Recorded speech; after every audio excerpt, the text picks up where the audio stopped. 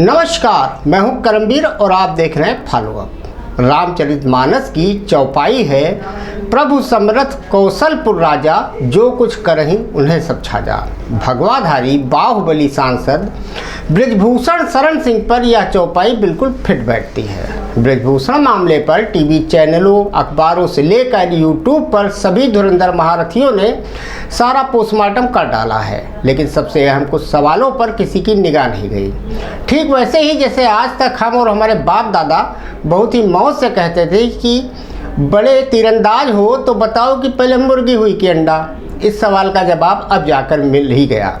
ज़्यादा खुश मत होइएगा कि विश्वगुरु देश ने ये खोज की है। नया भारत सिर्फ हिंदुत्व की प्रयोगशाला है, विज्ञान की नहीं। दरअसल यूनाइटेड किंगडम के शेफील्ड और वारविक यूनिवर्सिटी के प्रोफेसर ने पहले मुर्गी आई या अंडा के सवाल के उत्तर को खोजने के लिए इस पर काफ़ी रिसर्च किया। लंबे समय तक रिसर्च करने के बाद वैज्ञानिकों को आखिरकार कामयाबी मिल गई और उन्होंने इस बड़े प्रश्न के उत्तर को खोज लिया है कि दुनिया में पहले मुर्गी आई थी और बाद में अंडा आया था। सबसे खास बात यह है कि मुर्गी के बिना अंडे पैदा ही नहीं हो सकते। ये ठीक यही मामला पहलवानों के मामले में दिल्ली पुलिस ने भी किया है।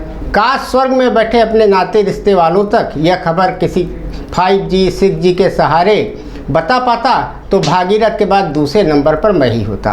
खैर, आज का मुद्दा है बाहुबली भाजपा की दुविधा और जिताऊ सीट के लिए सुविधा बने बृजभूषण शरण सिंह, जिनके बारे में मीडिया रोज कुछ न कुछ पंचतंत्र की कहानियां टाइप स्टोरी बताता दिखाता रहता है। कोई उन्हें हेलीकॉप्टर, 64-65 स्कूलों, घोड़ा गाड़ी, बाहुबली दबंग बताता है, तो कोई उनकी अदावत योगी आदित्यनाथ से होने और उन्हें क्षत्रिय छत्रप अमित शाह के इशारे पर घोषित करने में लगा रहता है। असल मुद्दा ये नहीं है। दरअसल महिला पहलवानों से नूरा कुश्ती में बृजभूषण सिंह ने साम दाम दंड भेद नीति के सारे दांव चलकर जीत हासिल कर ली है और पहलवान दुविधा के झूले में झूल रहे हैं। बेगानी शादी में अब्दुल्ला दीवाने वाले हालात वाले किसान नेताओं को भी अब कुछ सूझ नहीं रहा कि करें तो क्या करें, कहें तो क्या कहें। महज बयानबाजी का दौर जारी है।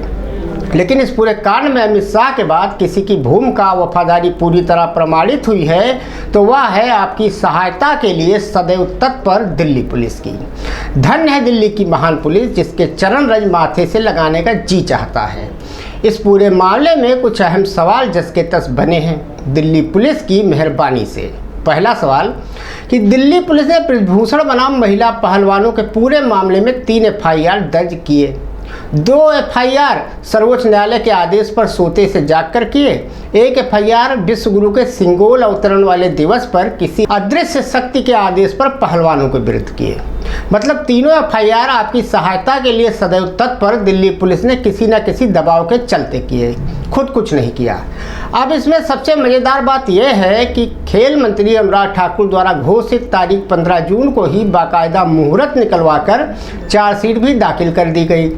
बालिग महिला पहलवानों की 1 FIR पर पास्को की दूसरी FIR, जिसमें मजिस्ट्रेट के सामने नाबालिग पहलवान का 164 के तहत बाकायदा बयान भी हो चुका था, उसे खत्म करने की CRPC की धारा 173 के तहत अर्जी भी लगा दी गई। पहलवानों के ऊपर दर्ज FIR में क्लोजर रिपोर्ट लगाने का भी ऐलान दिल्ली पुलिस ने कर दिया। ऐसे में मेरा सवाल दिल्ली की महान पुलिस से यह है कि प्रभु, जब आपको सब कुछ दूसरों के आदेश के मुताबिक करना था तो इतना रायता क्यों फैलाया, जिसे आप खुद ही समेट भी रहे हो। खुद से कुछ ना करने की कसम खाए बैठी दिल्ली पुलिस के पूरे करियर में इससे ज़्यादा दुर्गति वाली दशा कभी नहीं हुई थी। अब इन तीनों FIR और इनकी सदगति और उनकी प्रगति पर गौर करिए तो दिल्ली पुलिस पर आपको तरस भी आ सकता है और गुस्सा भी। पास्को वाले FIR में जब पीड़ित नाबालिका का बयान 164 के तहत दर्ज करा दिया और पहलवान जंतर मंतर से बृजभूषण द्वारा जांच को प्रभावित करने की बात कह रहे थे, मीडिया रोज बृजभूषण के बाहुबल का एक नया एपिसोड सुना दिखा रही थी। तो हे दिल्ली पुलिस वालों, आखिर किस अदृश्य शक्ति ने आपको गिरफ्तारी करने से रोके रखा, जिसके चलते नाबालिग पीड़िता का पूरा खानदान पलट गया और घर में बंद हो गया। 164 का बयान लेने वाले मजिस्ट्रेट को इस पर दिल्ली पुलिस से स्पष्टीकरण लेना चाहिए। हालांकि इस मामले में सुनवाई 4 जुलाई को होनी है। तब तक सर्वोच्च न्यायालय भी खुल जाएगा। बात अगर दूसरे एफआईआर जो कि सर्वोच्च न्यायालय के दखल से महिला पहलवानों की लिखी गई, उसमें भी दिल्ली पुलिस ने पूरी कलाकारी की।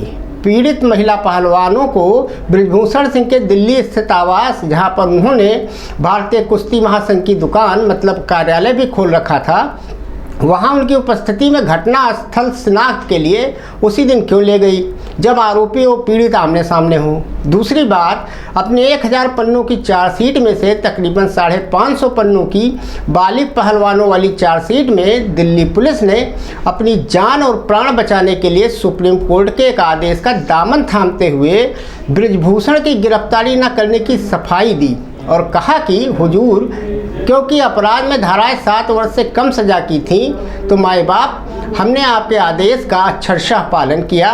यहाँ दिल्ली पुलिस ने यह नहीं बताया कि जब पास्को एक्ट में तुरंत गिरफ्तारी का प्रावधान है, तब शुरुआत में उन्हें सुप्रीम कोर्ट का कौन सा आदेश गिरफ्तारी से रोके रखा था। नाबालिग का बयान पलटने वाला मामला तो अभी जुम्मा 4 दिन पहले का है। तीसरी बात, इंडियन एक्सप्रेस की रिपोर्ट के मुताबिक चार्जशीट में पुलिस ने लिखा है कि बृजभूषण सिंह ने जांच में सहयोग किया, ज्वाइन किया। अब समझ में नहीं आता कि आरोपी किसी पुलिसिया जांच को ज्वाइन कैसे कर सकता है। इसे दिल्ली की महान पुलिस ही बता सकती है। विश्व गुरु से दुनिया हाथ मिलाने के लिए बेताब है। ऐसे दौर में दिल्ली पुलिस महिला पहलवानों द्वारा विदेशी दौरों के दौरान उनके साथ किए गए छेड़छाड़ के आरोपों पर कुछ देशों के साथ चिट्ठी का खेल क्यों खेला, जबकि विदेश विभाग, इंटरपोल तथा अंतर्राष्ट्रीय कुश्ती महासंघ के जरिए भी यह सबूत आसानी से मंगाए जा सकते थे। अब आते हैं तीसरे एफआईआर पर, जिसमें महिला पहलवान आरोपी हैं और जंतर मंतर से उनके धरने का टीन टप्पर उखाड़कर किसी महफूज जगह भेजने के साथ ही उन्हें थानों के दर्शन तक करा दिए गए। इस मामले को अब दिल्ली पुलिस पहले एफआईआर की थूक और अब उसे स्पंज करने की चाट के साथ खत्म कर रही है। ऐसे में सवाल ये उठता है कि जब किसी अदृश्य शक्ति ने और पहलवानों पर पुलिस ने पहले एफआईआर करने और पहलवानों पर पुलिसिया लठ भांजने का आदेश दिया था, तो अब दिल्ली पुलिस का दिल इतना क्यों पसीजा कि खेल मंत्री अनुराग ठाकुर के कहने पर ठीक उनके द्वारा घोषित तारीख 15 जून को ही यस बॉस की मुद्रा में चार्जशीट और मुकदमा वापसी का कारनामा करना पड़ा। अब आते हैं सबसे बड़े सवाल पर, जिसका जिक्र कोई नहीं कर रहा, कि अगर कोई झूठी रिपोर्ट लिखाता है या दर्ज कराता है तो उसके विरुद्ध धारा 182 के तहत पुलिस झूठी रिपोर्ट दर्ज कराने और गुमराह करने का मामला दर्ज करती है। क्योंकि बृजभूषण जी माननीय सांसद, रसूखदार, इज्जतदार व्यक्ति ही नहीं व्यक्तित्व हैं। ऐसे में उनकी शान में गुस्ताखी करने वाली नाबालिग पहलवान और उसके घर वालों पर मुकदमा दर्ज करना चाहिए था। लेकिन यह एक मज़ेदार, हैरान करने वाली बात यह हुई कि इसकी मांग ना तो शेर शायरी रैली के जरिए शक्ति प्रदर्शन करने वाले माननीय बृजभूषण शरण सिंह जी ने अभी तक की है और ना ही दिल्ली पुलिस ने ही कोई एक्शन लिया है। और कोई होता तो घर तक खोल दिया गया होता। अब आप ही इस पूरे गोलमाल को समझिए, पता चले तो हमें भी समझाइए। धन्यवाद।